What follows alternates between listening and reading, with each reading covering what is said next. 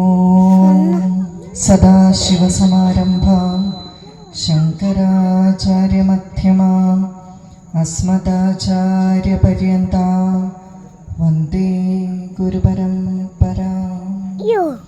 സച്ചിദാനന്ദരൂപായ കൃഷ്ണായ ക്ലിഷ്ടകാരിണി നമോ വേദാന്തവേദ്യായ ഗുരവേ ബുദ്ധിസാക്ഷിണി.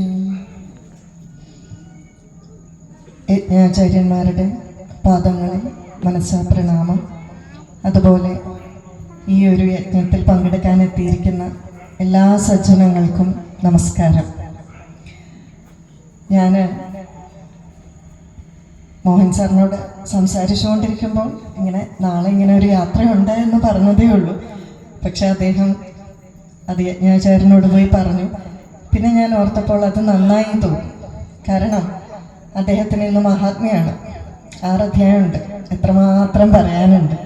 സമാധാനമായിട്ട് സമയമെടുത്ത് പറയാമെന്ന് വിചാരിച്ചു. എനിക്കിവിടെ വളരെ കുറച്ച് നേരം എന്തെങ്കിലും പറയണമെന്നേ മനസ്സിലാഗ്രഹമുള്ളൂ. കാരണം ഒരു സപ്താഹത്തിൻ്റെ തുടക്കമാണ്. സപ്താഹ വേദികൾ എനിക്കെന്നും വളരെ നല്ല ഓർമ്മകൾ തരുന്നതാണ്. ഞാൻ ആദ്യം ആ ഒരു ഈശ്വരനിലേക്ക് വരുന്നതിൻ്റെ ഏറ്റവും വലിയ ഒരു പങ്ക് വഹിച്ചത് ശ്രീമദ് ഭാഗവതാണ്. ഏറ്റുമാനൂർ ക്ഷേത്രത്തിൻ്റെ വളരെ അടുത്താണ് വളർന്നിരുന്നത്. അതുകൊണ്ട് തന്നെ ഏറ്റുമാനൂർ ക്ഷേത്രത്തിലെ സപ്താഹത്തിൻ്റെ മിക്കവാറും എല്ലാ ആചാര്യന്മാരും എൻ്റെ വീട്ടിലാണ് താമസിച്ചിരുന്നത്. ദാമോദര ശർമാജി മാത്രമാണ് അപ്പുറത്തുള്ള ഇല്ലത്തിൽ താമസിച്ചിരുന്നത്. ആണോ? ഇളങ്കുന്നപ്പുഴ ദാമോദര ശർമാജിയുടെ അതെ, അദ്ദേഹം ഒഴിച്ച് അദ്ദേഹം നേരെ എതിർവശത്തുള്ള തങ്കമ്മ ചേച്ചിയുടെ സ്വന്തക്കാരനായിരുന്നു. ഞങ്ങൾ കഴിഞ്ഞ ദിവസം കണ്ടിരുന്നു ഒന്നിച്ച്. അപ്പം എനിക്ക് അപ്പം തന്നെ കുറച്ച് കാര്യങ്ങൾ ഉപദേശം തന്നു. അദ്ദേഹം ഒഴിച്ച് ബാക്കി എല്ലാ ആചാര്യന്മാരും ഗുരുവായൂരപ്പദ സ്വാമികളും എല്ലാവരും വീട്ടിലാണ് സ്ഥിരമായിട്ട് താമസിച്ചുകൊണ്ടിരുന്നത്. മാത്രമല്ല മള്ളിയൂർ അടുത്തായിരുന്നത് കൊണ്ട് സ്ഥിരമായിട്ട് ഭാഗവതമായിട്ട് നടക്കുന്ന ഒരാളായിരുന്നു ഞാൻ. 10ാം ക്ലാസ്സിൻ്റെ വെക്കേഷൻ മുഴുവൻ ഞാൻ ശ്രീമദ് ഭാഗവതം കേട്ടാണ് ചെലവഴിച്ചത്. ഞാൻ ഒരു കാര്യം പറയാം. ആ ഒരു ശ്രീമദ് ഭാഗവതം തന്നെയാണ് ഇന്ന് എനിക്ക് എന്തെങ്കിലും ഭഗവത് കാര്യങ്ങൾ പറയാൻ സാധിക്കുന്നുണ്ടെങ്കിൽ അതിൻ്റെ അടിത്തറ. ജീവിതത്തിലെ ഏത് പ്രശ്നങ്ങളെയും നമുക്ക് തരണം ചെയ്യാൻ ശ്രീമദ് ഭാഗവതം നമ്മളെ സഹായിക്കുന്നു എന്നുള്ളത് എൻ്റെ ജീവിതം തന്നെ ഒരു ഉദാഹരണമാണ്. ശരിക്കും പറഞ്ഞാൽ നമ്മൾ ഈ സാങ്കേതിക വിദ്യ വളരെയധികം വളർന്നിരിക്കുന്ന ഒരു കാലഘട്ടത്തിൽ മത്സ്യങ്ങളെ പോലെ നമുക്ക് നീന്താൻ നന്നായിട്ടറിയാം, പക്ഷികളെ പോലെ പറക്കാനും അറിയാം. പക്ഷെ ശരിക്കും പറഞ്ഞാൽ നമ്മൾ പക്ഷിയാണോ? നമ്മൾ മത്സ്യമാണോ? നമ്മൾ മനുഷ്യനാണ്. മനുഷ്യനാണെങ്കിൽ മനുഷ്യനായിട്ട് നന്നായിട്ട് ജീവിക്കാൻ പഠിക്കണം. അതിനുള്ള കല ഇപ്പോഴും നമ്മൾ അഭ്യസിച്ചിട്ടുണ്ടോ എന്നുള്ളത് ഒരു സംശയമാണ്. അതിൻ്റെ ഒരു കാരണം നമ്മളുടെ ആചാര്യന്മാർ പറഞ്ഞു വച്ചിരിക്കുന്ന വാക്കുകളിലൂടെ കണ്ണോടിക്കാത്തതാണ് എന്ന് നമുക്ക് നിസ്സംശയം പറയാൻ സാധിക്കും. കുറച്ച് നാളുകൾക്ക് മുമ്പ്, അതായത് കോവിഡ് കാലത്ത്, പുറം രാജ്യങ്ങളിൽ നിന്നുള്ള ധാരാളം ഓൺലൈൻ സെഷൻസ് ഉണ്ടായിരുന്നു. ഒരിക്കൽ കുട്ടികൾക്കായിട്ടുള്ള ഒരു ഓൺലൈൻ സെഷൻ ഉണ്ടായിരുന്നു. ഓൺലൈൻ സെഷൻ കഴിഞ്ഞ് കഴിഞ്ഞപ്പോൾ ക്വസ്റ്റ്യൻ ആൻസർ സെഷനാണ്. അതിൽ വിദേശത്തുള്ള കുട്ടികൾക്ക് നമുക്കറിയാലോ, നമ്മുടെ കുട്ടികളെ പോലെ ചോദിക്കാൻ മടിയൊന്നുമില്ല. ധാരാളം ചോദ്യങ്ങൾ ചോദിക്കും. ഏറ്റവും കൂടുതൽ ആളുകൾ ചോദിച്ചത് മരണാനന്തര ജീവിതത്തെ പറ്റിയാണ്. കുട്ടികളാണെന്നൊന്ന് ആലോചിക്കണം. ലൈഫ് ആഫ്റ്റർ ഡെത്ത്, മരിച്ചു കഴിഞ്ഞാൽ എന്താണ് സംഭവിക്കുക, അത് പേടിച്ചിട്ടല്ല, അവർക്കറിയാൻ വേണ്ടിയിട്ടാണ്. ഇന്ന് ലോകത്തിൽ ഏറ്റവും കൂടുതൽ ഗവേഷണം നടക്കുന്ന വിഷയം ഇതാണ്. നമ്മളോ പ്രേതം ഭൂതം എന്നൊക്കെ പറഞ്ഞ് അത് മോശമാണ്, അല്ലെങ്കിൽ അത് അന്ധവിശ്വാസമാണ് എന്ന് പറഞ്ഞിട്ട്. എന്നാൽ energy is neither created not destroyed എന്നുള്ള ഒരു തത്വം വെച്ച് ഇതെല്ലാം അത് എനർജി ആയിട്ട് പറയും. നമ്മളുടെ ഇതിൽ ആത്മാവ് ഒരിക്കലും നശിക്കുന്നില്ല എന്നുള്ള രീതിയിൽ ഇന്നുള്ള ഈ ഒരു ശാസ്ത്രം അല്ലെങ്കിൽ ഇന്നത്തെ സയൻസ് നമ്മളുടെ ആചാര്യന്മാർ പറഞ്ഞു വെക്കുന്നത് മനസ്സിലാക്കാനായിട്ട് ശ്രമിക്കുകയാണ്. ആ കുട്ടികൾ ഇത് പഠിക്കാനായിട്ട് ശ്രമിക്കുന്നു. ലോകത്തിൽ ഏറ്റവും കൂടുതൽ ആളുകൾ സൊല്യൂഷൻ ആഗ്രഹിക്കുന്ന അല്ലെങ്കിൽ മറുപടി ആഗ്രഹിക്കുന്ന ഒരു വിഷയമാണ് മരണം എന്നുള്ളത്. കാരണം അതുമാത്രമാണ് നമ്മളെ ഏറ്റവും കൂടുതൽ ഭയപ്പെടുത്തുന്ന ഒരു വസ്തുത. എന്നാൽ ശ്രീമദ് ഭാഗവതം അതിനെയല്ലേ അഡ്രസ്സ് ചെയ്യുന്നത്, അല്ലേ? പരീക്ഷത്തിനോട് പറയുകയാണ്. അപ്പം നമ്മളോട് ഒരാൾ വന്ന് പറയുകയാണ്, നിങ്ങൾ 7 ദിവസമേ ജീവിക്കുന്നുള്ളൂ, നമ്മളുടെ അവസ്ഥ എന്തായിരിക്കും? അപ്പോൾ ഒരു മരണത്തിന് ഏറ്റവും ലോകം മുഴുവൻ നേരിടുന്ന, ഭാരതമല്ല മനുഷ്യരാശി മുഴുവൻ, മനുഷ്യരാശി മാത്രമാണ് മരിക്കാൻ പോകുമ്പോൾ ഒരു ജീവിക്ക് ഭയമില്ലേ? നമ്മൾ യൂട്യൂബ് നോക്കിയാലും ഫേസ്ബുക്ക് നോക്കിയാലും പല വീഡിയോയും കാണുന്നില്ലേ അല്ലേ? അതിനെ ആക്രമിക്കാനായിട്ട് വരുമ്പോൾ അത് ഭയപ്പെട്ട് ഓടുന്നുണ്ട്. ഏതൊരു ജീവിക്കും മരണഭയമുണ്ട്. അപ്പം ലോകം മുഴുവൻ നേരിടുന്ന ഒരു പ്രശ്നത്തിനെ ഈ ശ്രീമദ് ഭാഗവതം എത്ര നന്നായിട്ട് നേരിടണമെന്നാണ് നമുക്ക് കാണിച്ചു തരുന്നത്. കഠോപനിഷത്ത് എടുത്താലും നചികേതസിന്റെ യമദേവനോടുള്ള ചോദ്യങ്ങളും അതിനുള്ള മറുപടികളെല്ലാം എന്തിനുള്ളതാണ്? ഈ മരണം എന്ന് പറയുന്ന വളരെ വലിയ ഒരു നമ്മളുടെ തലയ്ക്ക് മുകളിൽ തൂങ്ങി നിൽക്കുന്ന വാള എന്ന് പറയുന്നതിനുള്ള മറുപടിയാണ്. അതിനോടൊപ്പം ജീവിതത്തിലെ പല പ്രശ്നങ്ങളെയും അത് നമുക്ക് വേണ്ടിയിട്ട് തുറന്നു തരുന്നുണ്ട്, അതിനെങ്ങനെ പരിഹാരം കാണുന്നു എന്ന്. പക്ഷെ നമ്മളുടെ ആചാര്യന്മാർ ചെറിയ ചെറിയ പരിഹാരങ്ങൾ പലതും പറഞ്ഞിട്ടുണ്ട്. നമുക്ക് അതൊക്കെ വളരെയധികം നിസ്സാരമായിട്ട് തോന്നും.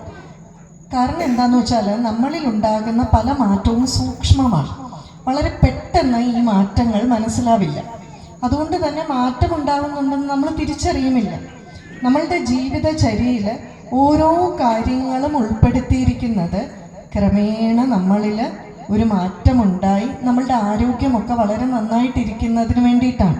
പക്ഷെ നമ്മൾ പലപ്പോഴും ഇത് അന്ധവിശ്വാസം എന്ന് പറഞ്ഞ് തള്ളിക്കളയും. ചിദാനന്ദപുരി സ്വാമിജികൾ പറയും, അന്ധവിശ്വാസം എന്ന് പറയുന്ന അത്ര മോശമായിട്ടുള്ള ഒരു കാര്യമൊന്നുമില്ല. എന്ത് ധൈര്യത്തിലാണ് ഒരു ബസ്സിൽ കയറി ഇരുന്ന് പോകുന്നത്? ഒരു അന്ധവിശ്വാസമല്ല അയാൾ നന്നായിട്ട് ഓടിക്കും, നമ്മളെ സ്ഥലത്ത് എത്തിക്കുമെന്നുള്ളത്. നമ്മൾ വണ്ടിയിൽ കയറി ഇരുന്നാൽ അദ്ദേഹത്തിൻ്റെ ലൈസൻസ് വല്ലതും ചെക്ക് ചെയ്യുന്നുണ്ടോ? അദ്ദേഹം എത്ര നന്നായിട്ട് ഓടിക്കുന്നുണ്ടെന്നുണ്ടോ? അപ്പോൾ മിക്കതും അന്ധവിശ്വാസം തന്നെയാണ്. അതുകൊണ്ട് അന്ധവിശ്വാസം എന്ന് പറയുന്നത് ഒരു മോശമായ കാര്യമല്ല.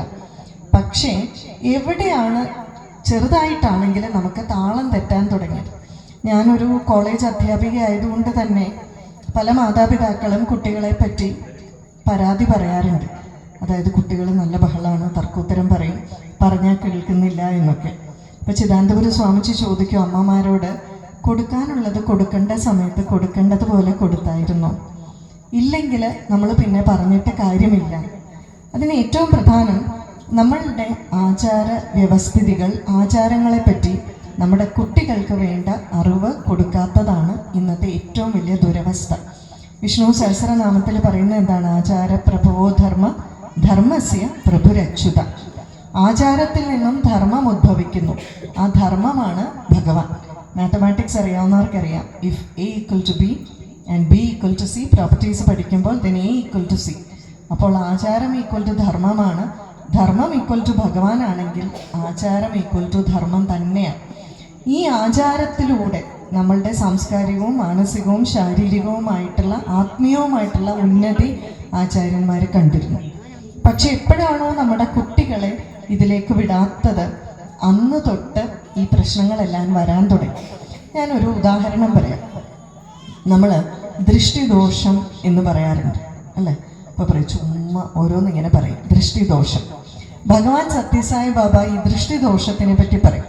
ഭഗവാൻ സത്യസായി ബാബ പറയും, ഇപ്പോൾ സ്ത്രീകൾക്ക് പീരീഡ്സ് ആയിരിക്കുമ്പോൾ ക്ഷേത്രത്തിൽ പ്രവേശിക്കാൻ പാടില്ല, പക്ഷേ സത്യസായി സേവാ സമിതിയിൽ പ്രവേശിക്കാം. കാരണം അവിടെ താന്ത്രികമായിട്ടുള്ള പൂജകളൊന്നുമില്ല. ബാബ പറയും അവിടെ പ്രവേശിച്ചോളൂ, പക്ഷേ ക്ഷേത്രത്തിൽ പ്രവേശിക്കാൻ പാടില്ല. ഇങ്ങനെ ബാബ പറയാറുണ്ട്. പക്ഷേ ആ പീരീഡ്സ് ആയവർക്ക് സത്യസായി സേവാ സമിതിയിൽ വരെ പ്രവേശിക്കാമെന്ന് പറയുന്ന ബാബ പറയുന്നുണ്ട്, ദൃഷ്ടിദോഷം എന്നുള്ളതുണ്ട്. അപ്പം എന്താണ് ഈ ദൃഷ്ടിദോഷം? ദൃഷ്ടിദോഷം വന്നാൽ നമ്മൾ എന്താ ചെയ്യുക? ഉപ്പുമുളകൊക്കെ ചേർത്ത് ഉഴിഞ്ഞിടും അല്ലേ? കുട്ടികൾ കണ്ടാൽ പറയും, ഈ മുത്തശ്ശിക്ക് വരെ ജോലിയൊന്നുമില്ല എന്ന് പറയും. പക്ഷെ എത്രമാത്രം ശാസ്ത്രീയമായിട്ടുള്ള ഒരു അറിവാണ് അല്ലെങ്കിൽ ഒരു നടപടിയാണ് ഇത് എന്ന് നമുക്ക് സൂത്രത്തിൽ നോക്കിയാലും മനസ്സിലാവും. ശാസ്ത്രീയമായിട്ട് ഇതിന് വളരെ നല്ല രീതിയിൽ നമുക്ക് വ്യാഖ്യാനം കൊടുക്കാൻ സാധിക്കും. ദൃഷ്ടിദോഷം എന്ന് പറഞ്ഞാൽ എന്താണ്? അപ്പം അതിനാദ്യം തന്നെ നമ്മൾ ഒരാളെ നോക്കുമ്പോൾ അവിടെ എന്താണ് സംഭവിക്കുന്നത്? കണ്ണിലൂടെ ഊർജം കടക്കുകയാണ് ചെയ്യുന്നത് അല്ലേ? വെളിച്ചമുള്ളത് കൊണ്ടാണല്ലോ നമുക്ക് കാണാൻ സാധിക്കുന്നത്. എവിടെ വെളിച്ചമുള്ളതുകൊണ്ട്? പുറത്ത് വെളിച്ചമുണ്ട് എന്ന് വെച്ചാൽ നമുക്ക് കാണാൻ സാധിക്കുമോ? നമ്മുടെ കണ്ണിൽ നിന്നും വെളിച്ചം വന്നാലല്ലേ നമുക്ക് കാണാൻ സാധിക്കൂ. എൻ്റെ കണ്ണിൽ നിന്നും വെളിച്ചം വരുന്നില്ല, പുറത്ത് എല്ലായിടത്തും വെളിച്ചമുണ്ട്. അങ്ങനെയാണെങ്കിൽ എനിക്ക് കാണാൻ സാധിക്കുമോ? അപ്പം എനിക്ക് കാണാൻ സാധിക്കുന്നത് എൻ്റെ കണ്ണിൽ നിന്നും പ്രകാശം പുറപ്പെടുന്നത് കൊണ്ടാണ്. ഈ പ്രകാശം എന്ന് പറയുന്നത് ഊർജമാണ്. Light is a form of energy, നമ്മൾ പഠിക്കാറുണ്ട്. ഈ ഊർജത്തിൻ്റെ പ്രത്യേകത എന്താണ്? ഊർജം മറ്റുള്ളവരിലേക്ക് സംക്രമിക്കും. പനിയുള്ളവരെ തൊട്ടാൽ പനി പകരുന്ന പറയില്ലേ, ചൂടല്ലേ, അതൊരു എനർജിയാണ് അല്ലേ. ഇവിടെ ഒരു കല്ല് നിലത്ത് കിടപ്പുണ്ട്, അതിനൊരു ഊർജമുണ്ട്. ഈ കല്ല് ഞാൻ കയ്യിലേക്ക് എടുക്കുമ്പോൾ എൻ്റെ കയ്യിലെ ഊർജം കൂടി ആ കല്ലിലേക്ക് വരും. അപ്പോഴെന്തായി? ആ കല്ലിൻ്റെ ഊർജം വ്യത്യാസപ്പെട്ടിരിക്കുന്നു. അതായത് ഊർജം തമ്മിൽ മാറും. അതുകൊണ്ടാണ് ആചാര്യന്മാരെ, ചില സന്യാസിവര്യന്മാർ ഒരിക്കലും അവരുടെ പാദത്തിൽ സ്പർശിക്കാൻ സമ്മതിക്കാത്തത്. കാരണം എന്താണെന്ന് വെച്ചാൽ നെഗറ്റീവ് എനർജി അങ്ങോട്ടും കിടക്കും, അവിടെ നിന്ന് ഇങ്ങോട്ടും കിടക്കും. നമ്മുടെ പ്രാരബ്ധം മുഴുവനായിരിക്കും നമ്മൾ അവരുടെ പാദത്തിൽ തൊടുമ്പോൾ അവരിലേക്ക് സംക്രമിക്കുക. ശാരദാദേവി എല്ലാവരെയും പാദങ്ങളിൽ നമസ്കരിക്കാൻ സമ്മതിക്കുമായിരുന്നു. അപ്പം ശിഷ്യന്മാർ ചോദിക്കും, അമ്മ എന്തിനാണ് ഇങ്ങനെ സമ്മതിക്കുന്നത്? ശ്രീരാമകൃഷ്ണദേവൻ സമ്മതിക്കില്ലായിരുന്നോ എന്ന്. അപ്പം അമ്മ പറയും, ഞാൻ അമ്മയല്ലേ മക്കളെ, എല്ലാവരുടെ പ്രാരബ്ധം ഏറ്റെടുക്കാനുള്ള ഉത്തരവാദിത്വം എനിക്കുണ്ടല്ലോ. നമ്മളൊന്ന് ആലോചിക്കുക, ശ്രീരാമകൃഷ്ണദേവനോ ഭഗവാൻ സത്യസായി ബാബയോ ഒക്കെ ശരീരം വെടിയുമ്പോൾ അവരുടെ എല്ലാം കാലുകളിൽ നല്ല നീരായിരുന്നു. നമ്മൾ പറയും ഭഗവാനാണെന്നാണ് പറയുന്നത്, പക്ഷേ ഈ നീര് പോലും മാറ്റാൻ അവർക്ക് സാധിക്കുന്നില്ല എന്ന്. നമ്മളുടെ പ്രാരബ്ധമാണ് ഈ നീരായിട്ട് കിടക്കുന്നത്. കാരണം നമ്മുടെ ശരീരത്തിലെ ഊർജം സ്പർശത്തിലൂടെ മാറ്റപ്പെടുന്നു. ബാബ പറയുന്ന ഒരു ഉദാഹരണമുണ്ട് കൈകയുടെ. അതായത് കൈകേയി മന്ധര വരുന്ന സമയം വരെ എവിടെയെങ്കിലും ശ്രീരാമനെ പറ്റി ദോഷം പറഞ്ഞിട്ടുണ്ടോ? ഒരിക്കലും പറഞ്ഞിട്ടില്ല. മന്ധര വന്നു, നിലവിളിച്ചു, അവസാനം മന്ധര കൈകേയിക്ക് ഒരു തട്ട് കൊടുത്തു. നീ എന്താണ് ഈ പറയുന്നത്? മന്ധരയുടെ വാക്ക്, sound is a form of energy. ശബ്ദം വളരെ നെഗറ്റീവായിട്ടുള്ളത് മന്ധരയിലേക്ക് പ്രവേശിച്ചു, സ്പർശത്തിലൂടെ പ്രവേശിച്ചു, ദൃഷ്ടിയിലൂടെ. ഇത് തന്നെയാണ് നയനദീക്ഷ, സ്പർശദീക്ഷ എന്നൊക്കെ പറയുന്നത്. ഇത് പോസിറ്റീവ് ആണെങ്കിൽ എന്ത് ചെയ്യാൻ പറ്റും? ആചാര്യന്മാർക്കൊരു നോട്ടത്തിലൂടെ അവരുടെ കണ്ണിലൂടെ തപശക്തി നമ്മളിലേക്ക് സംക്രമിപ്പിക്കാൻ സാധിക്കും. ഗുരുവായൂരപ്പനെ തൊഴാനൊരു മഹാത്മാവ് പോയപ്പോൾ വളരെ ഇടിച്ച് തള്ളിയൊക്കെ തൊഴുതു കഴിഞ്ഞപ്പോൾ ഒന്ന് കാണാനേ പറ്റുള്ളൂ. അപ്പം അദ്ദേഹത്തിന് വളരെ സങ്കടം, ഗുരുവായൂരപ്പനെ ശരിക്കും തൊഴാൻ പറ്റിയില്ല എന്ന്. അപ്പോൾ അതിലും വലിയൊരു മഹാത്മാവ് പറഞ്ഞു, അത് സാരില്ല, ഗുരുവായൂരപ്പൻ നിങ്ങളെ കണ്ടിട്ടുണ്ട്. ആ ഗുരുവായൂരപ്പൻ്റെ ദൃഷ്ടി നമ്മളിലേക്ക് എത്തിയാൽ അല്ലേ, ആ ഒരു ഊർജം നമ്മളിലേക്ക് പ്രവേശിക്കും. ക്ഷേത്രത്തിൽ നമ്മൾ വരുന്നത് എന്തിനാ? വിഗ്രഹത്തിൻ്റെ മുന്നിൽ നിൽക്കുന്നത് ദർശിക്കാൻ മാത്രമല്ല, ആ വിഗ്രഹത്തിലെ ഊർജം അവിടെ പോയി നിൽക്കുമ്പോൾ നമ്മളുടെ ശരീരത്തിലേക്കും പ്രവേശിക്കുന്നുണ്ട് അല്ലേ. ഈ ഊർജത്തിൻ്റെ ഒരു കൈമാറ്റം നമുക്ക് എവിടെ വേണമെങ്കിലും കാണാൻ സാധിക്കും. ഇതെല്ലാ വസ്തുവിലും ഉണ്ട്. ഞാൻ കുറേ വേദികളിൽ പറഞ്ഞതാണ്. അപ്പം ഞാൻ ഇന്ന് രാത്രി ഇവിടെ നിന്ന് വളരെ വിലപിടിച്ച ഒരു വസ്തു മോഷ്ടിച്ചുകൊണ്ട് പോയി എന്ന് വയ്ക്കുക. നിങ്ങൾ മോഷ്ടിച്ചോന്ന് എനിക്ക് പറയാൻ പറ്റില്ലല്ലോ, വീട്ടിൽ പോകേണ്ടതാണ്. അപ്പം അതുകൊണ്ട് ഞാൻ മോഷ്ടിച്ചുകൊണ്ട് പോയി. രാത്രി ആയപ്പോഴാണ് സംഘാടകർക്ക് മനസ്സിലായത് ഒരു സാധനം കാണാനില്ല. അപ്പോൾ ആരോ പറഞ്ഞു, ആ ടീച്ചർ അതെടുത്ത് മറിച്ചും തിരിച്ചു നോക്കുന്നത് കണ്ടു. നിങ്ങൾ പോലീസിൽ അറിയിച്ചു. അടുത്ത ദിവസം രാത്രിയാണ് പോലീസിന് വരാൻ പറ്റിയത്, പോലീസ് നായയും കൊണ്ട്. അവർ ചോദിക്കും, ആ സ്ത്രീ എവിടെയാണ് നിന്നത്, എവിടെയാണ് ഇരുന്നത്? കസേര കാണിച്ചു കൊടുക്കും, മൈക്ക് കാണിച്ചു കൊടുക്കും, നായ വന്ന് മണത്ത് നോക്കും, നേരെ എൻ്റെ കാറ് കിടന്നിടത്ത് പോകും, കാറ് പോയിടത്ത് പോകും. ശരിയല്ലേ? അപ്പോൾ ഇന്ന് ഞാൻ ഇവിടെ ഉണ്ടായിരുന്നു, ഇന്നത്തെ എൻ്റെ സാന്നിധ്യം നാളെ വൈകുന്നേരം നായ എങ്ങനെ തിരിച്ചറിഞ്ഞു? ഞാൻ എവിടെ സ്പർശിക്കുന്നു അല്ലേ, എവിടെ സംസാരിക്കുന്നു, അവിടെ എല്ലാം എൻ്റെ ഊർജം നിക്ഷേപിക്കപ്പെടും. ഇത് തന്നെയാണ് ദൃഷ്ടിദോഷത്തിലൂടെ വരുന്നത്. ശരീരത്തിൽ വളരെ നെഗറ്റീവുള്ള, അല്ലെങ്കിൽ മറ്റൊരാളെ കാണുമ്പോൾ വളരെ മോശമായിട്ട് നമ്മൾ ചിന്തിക്കുക, ഓ അവൻ്റെ ഒരു ചാട വലിയതാണ്, വലിയ പണക്കാരനാണെന്ന്, പാവം, ഓ ആ ശബ്ദം കേട്ടില്ലേ, ഇത് നല്ല രീതിയിലും മോശമായിട്ടും പറയാം.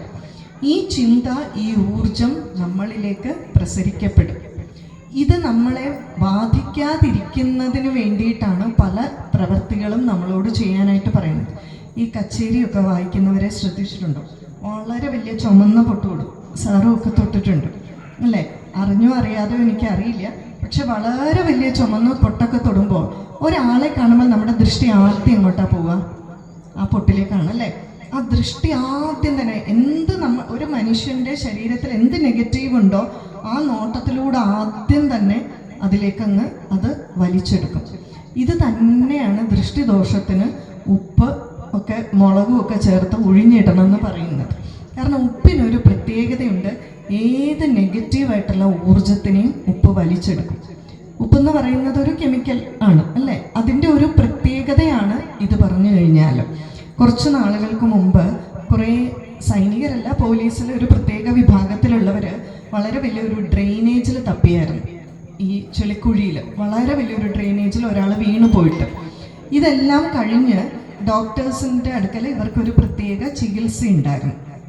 അപ്പോൾ ഡോക്ടേഴ്സിനെ, കാരണം ഇത്രയും ഡ്രെയിനേജിലൊക്കെ ഇതായപ്പോൾ അവർക്ക് എന്തെങ്കിലും അസുഖമൊക്കെ വരാം.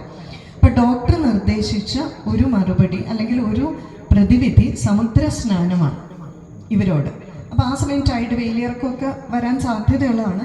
ഇവർക്ക് മാത്രമായിട്ട് അനുവദിച്ച് കുറേ സമയം, മണിക്കൂർ 2 മണിക്കൂർ സമുദ്രജലത്തിൽ കളിക്കുക അവിടെ കിടന്ന്. എന്തിനു വേണ്ടിയിട്ടാണെന്ന് വെച്ചാൽ ഈ സമുദ്രജലം ഉപ്പ് ജലമാണ്, ഉപ്പുവെള്ളമാണ് അല്ലേ? ഈ ഉപ്പിന് എല്ലാ നെഗറ്റീവിനെയും വലിച്ചെടുക്കാനുള്ള കഴിവുണ്ട്. നമ്മുടെ ശരീരത്തിൽ എന്തെങ്കിലും ദോഷം ഉണ്ടെങ്കിൽ അതിനെ വലിച്ചെടുക്കാനുള്ള ഒരു കഴിവുണ്ട്.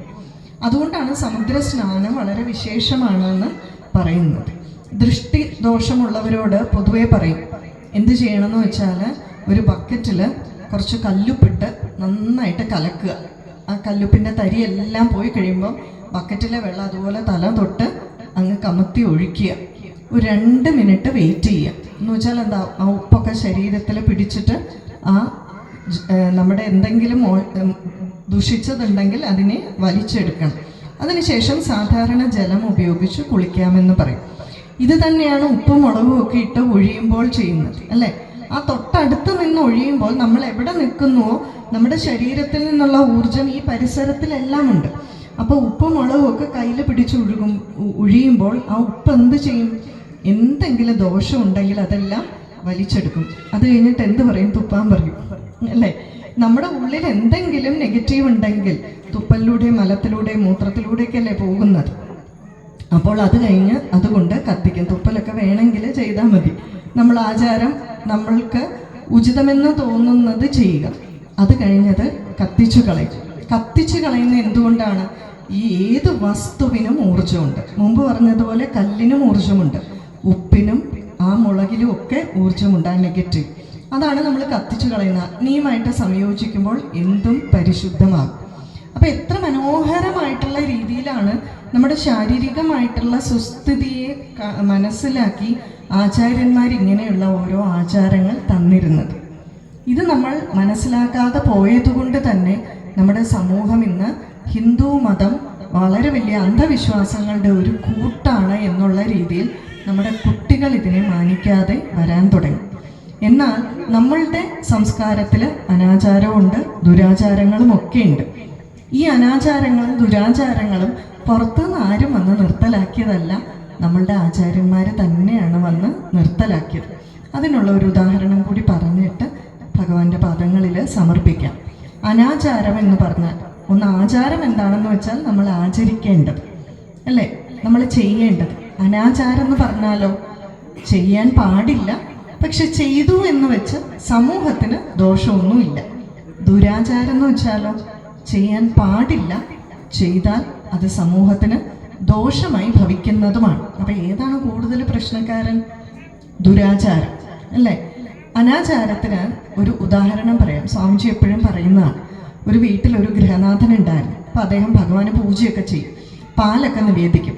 പക്ഷെ എവിടുന്നോ ഒരു പൂച്ച വരാൻ തുടങ്ങി. കണ്ണ് തെറ്റിയാൽ ഈ പൂച്ച പാല് കുടിക്കും. അപ്പം ഇദ്ദേഹം എന്ത് ചെയ്തു? പിന്നെ ആയപ്പോൾ പൂജ ചെയ്യുന്നതിന് മുമ്പ് തന്നെ ഈ പൂച്ച എവിടെയാണോ ഉള്ളത് തപ്പി പിടിച്ചൊരു കൊട്ടക്കടിയിൽ ആക്കി വെക്കും. എന്നിട്ടാണ് പൂജ ചെയ്യുക. കുറേ കാലം കഴിഞ്ഞപ്പോൾ ഇദ്ദേഹം മരിച്ചു. ഇനി മക്കളാണ് പൂജ ചെയ്യേണ്ടത്. മക്കൾക്ക് പൂജയെപ്പറ്റി വലിയ വിവരമൊന്നുമില്ല. അവർ നോക്കിയപ്പോൾ ആദ്യത്തെ പ്രധാനപ്പെട്ട ചടങ്ങ് എന്താണ്? പൂച്ചയെ പിടിച്ച് കൊട്ടക്കടിയിലാക്കണം. വീട്ടിലാണെങ്കിൽ പൂച്ചയില്ല. എവിടുന്നോ കാശ് കൊടുത്ത് പൂച്ചയൊക്കെ കൊണ്ടുവന്ന് കൊട്ടക്കടിയിലാക്കി വെച്ചിട്ട് പൂജ ചെയ്തു. ഇത് അനാചാരം. ഇത് ചെയ്യേണ്ടതാണോ? അല്ല. പക്ഷെ ചെയ്തു എന്ന് വെച്ചാൽ വേറെ ആർക്കും ദോഷമൊന്നുമില്ലല്ലോ. പക്ഷെ ദുരാചാരം എന്ന് പറഞ്ഞാലോ, സതി പോലെയുള്ളവ ഒരു ദുരാചാരമാണ് അല്ലേ? സമൂഹത്തിന് എത്ര മാത്രം ദോഷമുണ്ടാക്കുന്നതാണ്. ഇവയെല്ലാം നിർത്തിയത് നമ്മുടെ ആചാര്യന്മാരാണ്. അതുകൊണ്ട് തന്നെ നമ്മളുടെ ആചാര്യന്മാർ അപ്രസക്തമായിട്ടുള്ള ഒന്നും തന്നെ പറഞ്ഞിട്ടില്ല. അത് മനസ്സിലാകുന്നില്ല എങ്കിൽ അത് മനസ്സിലാക്കാനുള്ള ഒരു ബുദ്ധി നമുക്കില്ലാത്തത് കൊണ്ടാണെന്ന് മനസ്സിലാക്കി അത് മനസ്സിലാക്കാനുള്ള ശ്രമം നമ്മൾ നടത്തണം. ആചാര്യന്മാർ നമുക്ക് ഹിതമായിട്ടുള്ളതേ തന്നിട്ടുള്ളൂ, പ്രിയമല്ല. പ്രിയം നമുക്ക് ഇഷ്ടമുള്ളത്, ഹിതം എന്ന് പറഞ്ഞാൽ നമുക്ക് നല്ലതായിട്ടുള്ളത്. അതുകൊണ്ട് എന്നാണോ ആചാര്യവചനങ്ങൾ അനുസരിച്ച് നമ്മൾ ജീവിക്കാൻ തുടങ്ങുന്നത്, അന്നായിരിക്കും നമ്മളുടെ സമൂഹം എല്ലാം കൊണ്ടും സുസ്ഥിരമാകുന്നത്. അതിനായി ഭഗവാൻ നമ്മളെ അനുഗ്രഹിക്കട്ടെ എന്ന് പ്രാർത്ഥിച്ചുകൊണ്ട് പറഞ്ഞ എല്ലാ വാക്കുകളും ഭഗവാന്റെ പാതാരവിന്ദങ്ങളിൽ സമർപ്പിക്കുന്നു.